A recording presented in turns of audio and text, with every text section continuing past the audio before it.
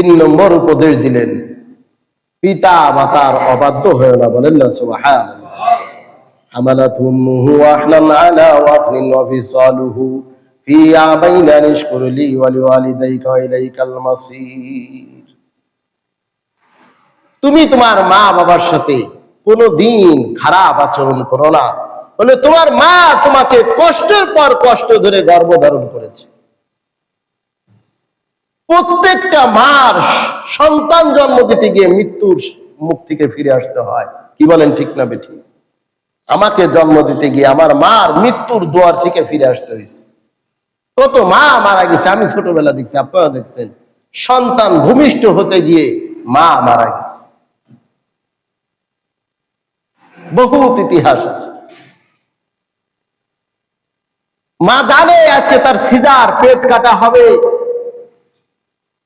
তার পেট থেকে সন্তানকে বাইর করা হবে। একটা মানুষ, সুস্থ মানুষ, এ কথা যাই না, এরপরে হসপিটালে বেডে যাইতেছে, এনেস্থিয়া দিতেছে, এরপর তার পেট কাটতেছে। কি কষ্টই মা। সুস্থ মানুষটাকে সে সরতে পারে না, লড়তে পারে না, জায়গায় খাইতেছে, জায়গায় প্রসাব পায়খানা করতেছে।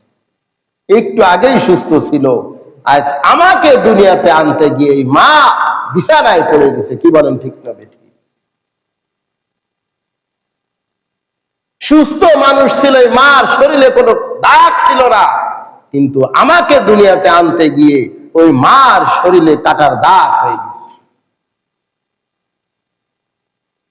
এই জন্য লোকমান হাকিম ডাক দিয়ে বলেন, বৎস, তুমি একটা কথা মনে রেখো, জীবনে কোনোদিন তোমার পিতা মাতার অবাধ্য হয় না। তাহলে এক নম্বর